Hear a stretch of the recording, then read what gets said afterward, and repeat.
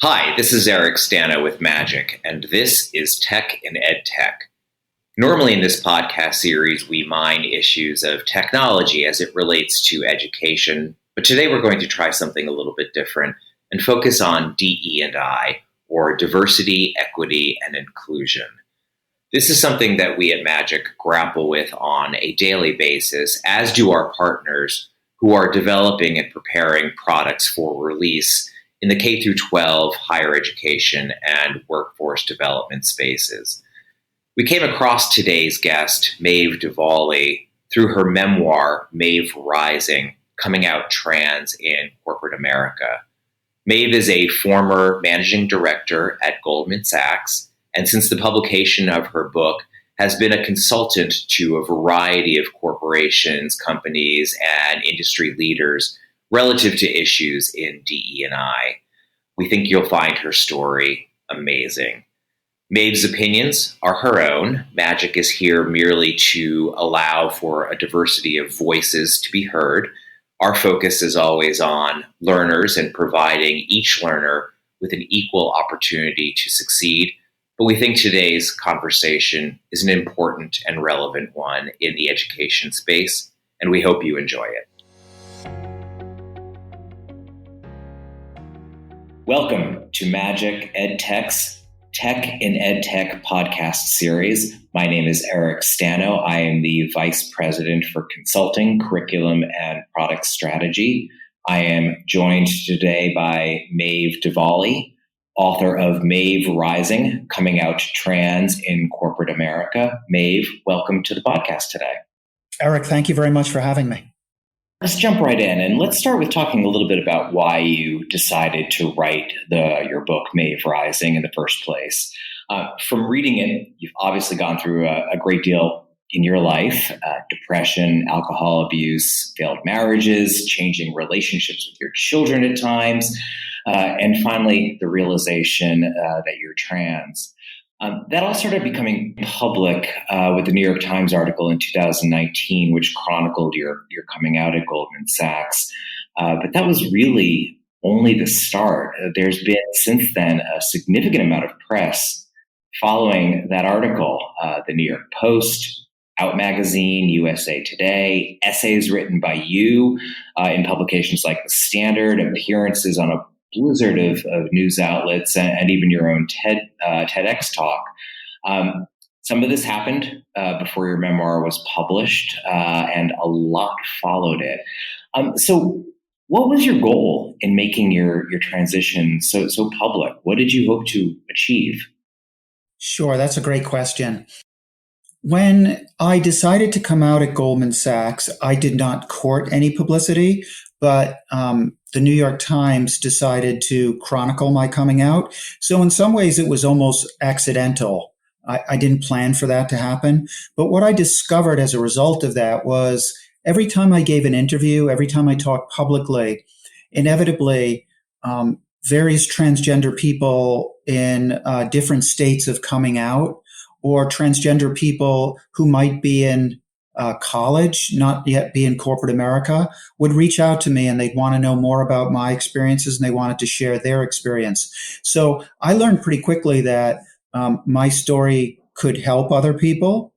When it got close to publishing my book in August of this year, obviously I'd like to get as many book sales as possible. And fortunately, my job was media relations for Goldman Sachs. So I had a lot of built-in relationships with reporters, and I was able to leverage those relationships and get largely, I think, favorable media coverage of my book. So, and I do actually hope that my book continues the process that started with my initial coming out at Goldman Sachs, and that other people can learn from my story. So transgender people who kind of need to know what other people have gone through, but not just transgender people, straight people, cisgender people who may not know a lot about the trans experience, but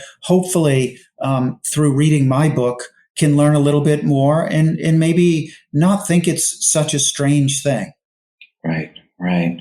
And more on that, you mine, as I've invoked, a lot of deeply personal ground in your book and in your interviews and the talks you've given since your challenging childhood, depression, feelings of self-loathing, battle with alcoholism, and the late in life realization that you're trans and the preparation it took to come out at work at a blue chip company, no less. Given everything that you've shared and knowing that there are many trans brothers and sisters out there reading about your life and likely taking some cues from you and your story, is there any one takeaway that you'd emphasize or underscore to make others' journeys easier than perhaps they might otherwise be? Yeah, I have one big takeaway. First of all, I have to acknowledge that I've had a lot of privilege in my life. I'm white. I worked at Goldman Sachs. I live in the Chelsea section of New York City, which is one of the best places in the world to be an out transgender person. And but there's a lot of kind of bad things going on in the world, including in the United States vis-a-vis trans people. The political environment is really bad in a lot of states. Legislatures across the country are restricting trans healthcare for youth and restricting trans participation in sports. So there's a lot of bad stuff going on. And I know a lot of people in our community are hurting. However, I would just like to emphasize that you only transition once in life. And I waited a long time to get to the place where I knew I was transgender and started to transition.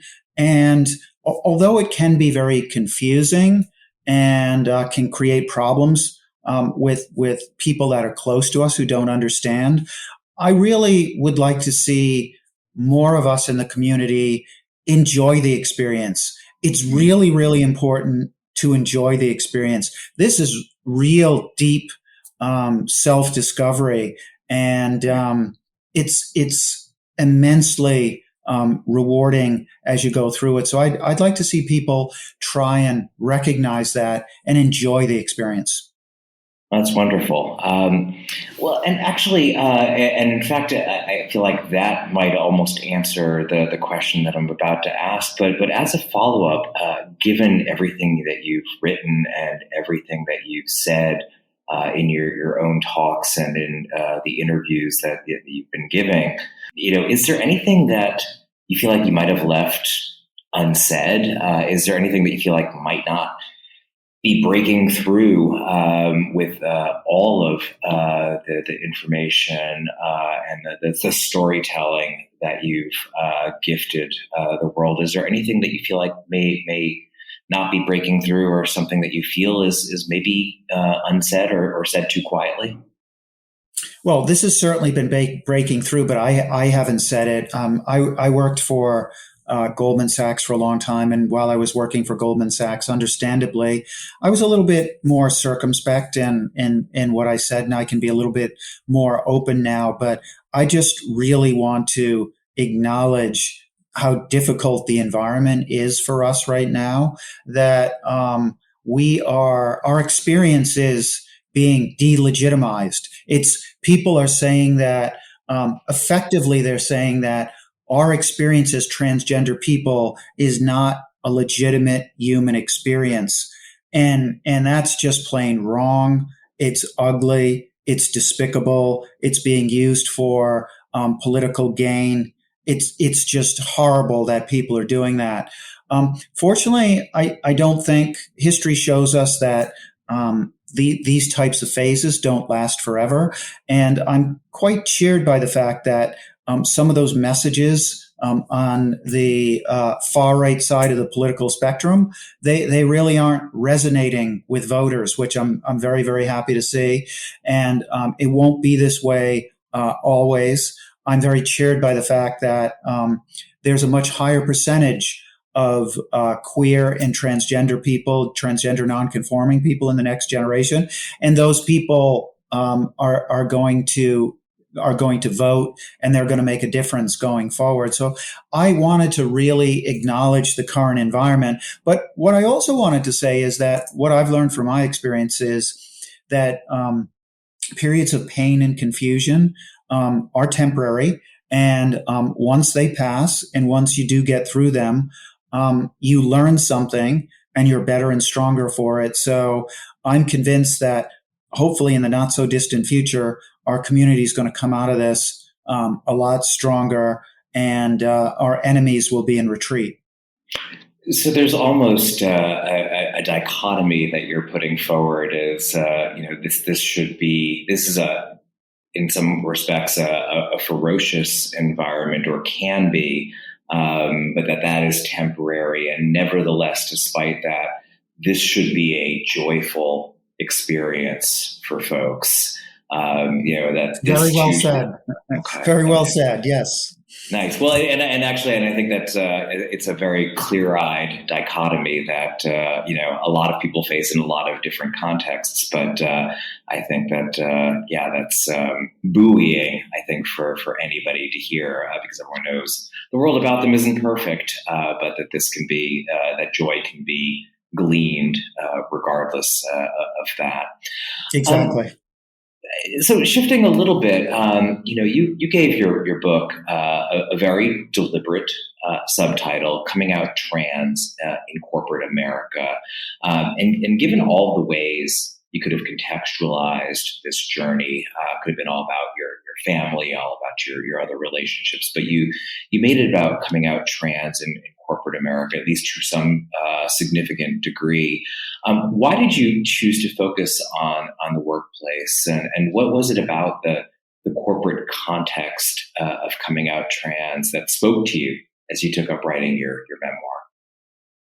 Sure. There's a couple of different ways I could answer that, but I'd say that I realized I was transgender in October of 2018, and I immediately came out in my personal life, but I wasn't comfortable coming out at work yet. And why don't people, this doesn't apply to just transgender people, but other queer people, why don't people want to come out in certain environments? Well, we're worried that we won't be accepted. So for whatever reason, I was worried that I wouldn't be accepted at work.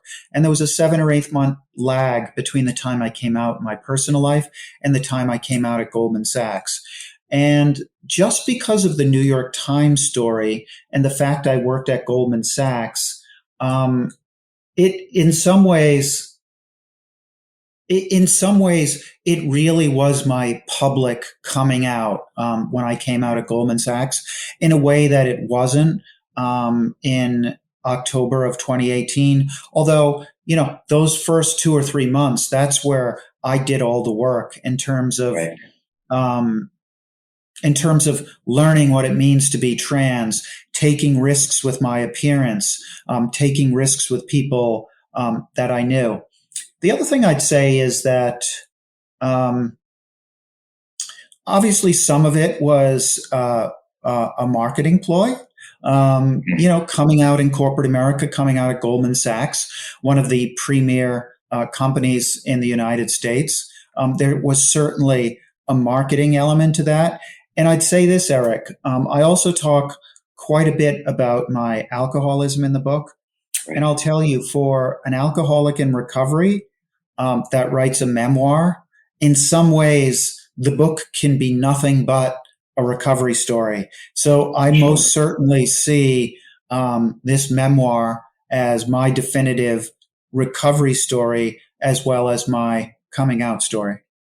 Right. And I have to say, as a voracious reader of your memoir, that comes through, particularly in the second half of the book. It's a very powerful, very detailed story of your recovery. And it really, at least for the reader, it feels like it leaves no stone unturned in that. And you really, and Eric, as you probably know, it's I think it's an important story for the queer community, for the transgender community, for the gay Certainly. community, because as you know, there's a much higher percentage of drug and alcohol abuse Of in our course. community. And, part of that's due to the residual stigma there is in this country and other countries around the world Right. for being gay or transgender.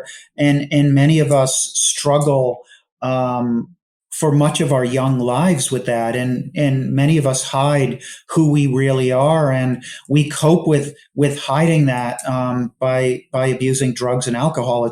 It's not a good thing, but it's just more pervasive in our community. Right. Well, a good thing is having such a story shared, so one can find commonalities and hope in one's own journey towards recovery in seeing those words on the page. So thank you for doing that. Um, Back to Goldman Sachs, if I could pivot again. You talked about how positive your experience was coming out as a trans woman at Goldman Sachs. And that's a story in and of itself. Goldman Sachs had a long-running lawsuit that's just settled months ago in May of 2023 relative to the perception of sex discrimination there, and now they're considered an exemplar for other companies relative to the handling of a transition such as yours. For anyone else who's facing similar career-related circumstances, at a previously untested workplace, the prospect of coming out as part of the LGBTQ community, what advice would you have for others regarding coming out in any fashion at work? Sure. First of all, find out whether your company has a plan to help you, whether they have anything written down. At the point that I was coming out, Goldman Sachs was putting together a series of guidebooks that would help transgender people come out, would help the colleagues of transgender people coming out understand what that person was going through and how they could be allies, and help the managers of transgender people coming out. So Goldman Sachs was ready, and it had a plan. And then the next good thing that they did, and I think this is essential in any situation for a transgender person coming out, is that that person be able to enlist the full support of the company. I had somebody in our human resources department assigned to me as almost a relationship manager, and any issues that I had in advance of coming out, when I was coming out, and post coming out, that person helped me deal with those. And she was really my advocate. So it's important that the company convinces you, and that they have somebody who will be your advocate when something unexpected happens.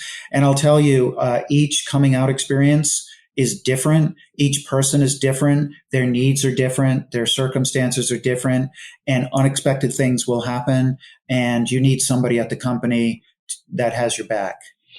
And that sounds like good advice, doing a bit of research prior to coming out to find out if your company itself has a plan that would facilitate what you're about to do. And your circumstances were such that your company had an emerging plan. So in that respect, perhaps you were a little bit lucky. And I don't know if you can speak to this given what your unique circumstances were, but do you have any advice for somebody who might be planning to come out, and they do a little bit of research and they find that their company may not be as prepared as Goldman Sachs was to have somebody to help facilitate or whatever the case may be? Any advice for somebody who may be in a little bit more of a Wild West, so to speak, situation? How would you suggest that they cope or they plan for their journey? Right. Again, I was very fortunate. Goldman had transgender people before me and had some experience. What I would say is, especially given the way social media is today, there are many transgender people, including myself, who are already out in the workplace or do consulting for companies to help them make sure they're ready for transgender people coming out. And I know for me, when I came out, I needed advice. I needed people to help me. And I reached out to people, and I feel I have a responsibility to give back to people who come behind me and want to come out, but are unsure how to do it, and they're unsure what they need. So I would just encourage people in that position to reach out to people like me. And there's a lot of people like me on social media. You can find them on LinkedIn, Facebook, Instagram, anywhere. Right. And most of us are more than happy to help. I spend a lot of time mentoring other transgender people about workplace issues. And I get a lot of people who reach out to me, but I'm always going to prioritize transgender people who need help, who reach out to me. So really take advantage for all of its downsides, really take advantage of social media and our interconnected world. Yep. So if your company is not as prepared as Goldman Sachs was, broaden your perspective and find those allies. Find mentors. Exactly. Find multiple mentors. Yep. Very good advice. Well, and given all of your success and, your transition at Goldman Sachs seems like it was largely quite positive. But even given that, is there anything you would have done differently? Yes. There were several instances, one with Goldman Sachs and one with my family, my two sons in particular, where I talked about at Goldman Sachs, there was a 7 or 8 month lag between when I came out in my personal life and when I came out professionally. During that time, I became a little bit impatient, and there were sometimes I would not have a completely feminine appearance, but I would have a somewhat feminine appearance. And I convinced myself that nobody noticed except me, but people did notice. So I kind of wanted to have it both ways. I didn't really want to come out yet, but I wanted to feel better about myself and feminize my experience. And that can be very confusing. I did the same thing to my family, and that was very confusing to them. They didn't know what was going on. So I wish I wouldn't have done that. But I didn't have any experience doing this. I'm only going to do this once in my life, and I did the best I can. So I'm not going to berate myself. But in retrospect, I wish I hadn't have done it that way.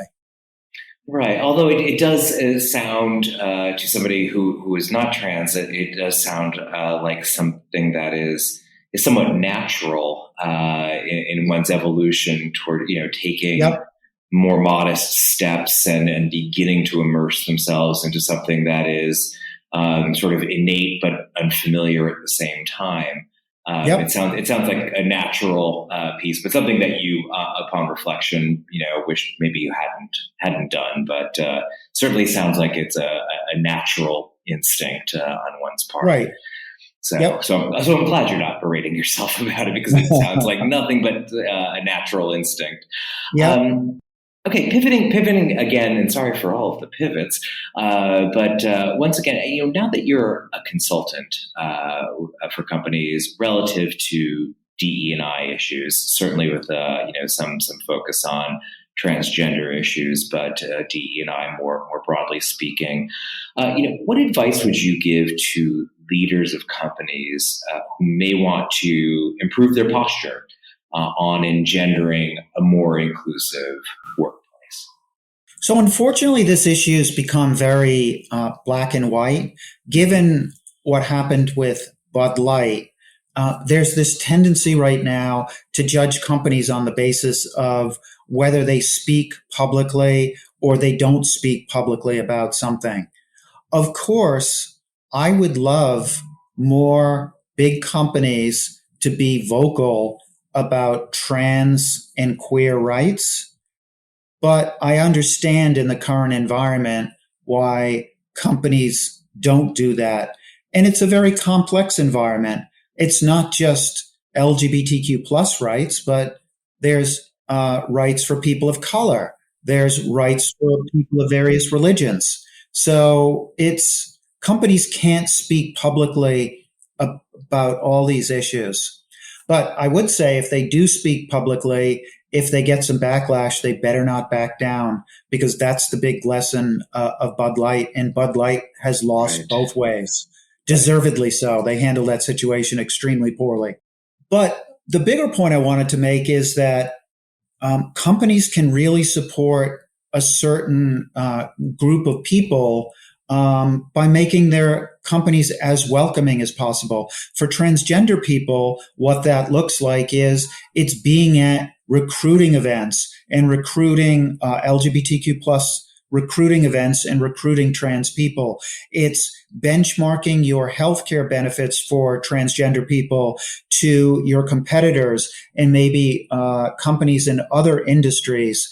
It's having plans in place to support transgender people once they come out. It's having very robust employee resource groups or affinity networks, whatever you call those, which are extremely important in supporting certain underrepresented groups of people. So there's a lot companies can do without speaking publicly. Wonderful. Okay, very good advice. And the last turning of a corner, I will make, rhetorically speaking. Speaking about, of course, we're talking about companies broadly, but now I want to talk a little bit about Magic and the people that Magic serves. Magic is a services company that partners with educational publishers, EdTech companies, institutions of learning, to develop digital products for learning for every grade, every discipline. And our work ends up in the hands of teachers and students. And we as a company are animated by thinking about how we can give every student, regardless of who they are, where they come from, how prepared they might be, et cetera, an equal opportunity to succeed. So knowing that Magic serves students and teachers very specifically, and that our listeners are students and teachers, people in the throes of providing education or consuming it. Given your life experience, is there any advice that you might give in particular to today's teachers and students, or both, given everything we've talked about, given your journey? Any advice that you would give this cohort of your readers and our consumers here at Magic? This is certainly not a novel observation by myself. It's one that's been made previously, but it's something that I really did not grasp well until I came out. The whole idea that if certain groups of people are excluded, then the whole is harmed. The whole idea is if certain groups of people are bullied, discriminated against, excluded, that the whole organization can't be whole and can't be healthy. And sometimes I think people in the dominant groups really have trouble grasping that, but it really is true. And that idea needs to be understood by everybody so that everybody is included. And if everybody's included, the whole becomes healthy and can move forward more positively. Well, that is wonderful advice and a terrific way of ending this conversation. And Maeve, I want to thank you for spending your time. I know it is very limited, particularly these days, sharing some of your insights with us. And I want to thank you again for your book. For those of you who are listening, Maeve Rising, Coming Out Trans in Corporate America, is available wherever you purchase your books and your literature. And again, Maeve, thank you so much for spending some time with us today. Thank you very much for having me.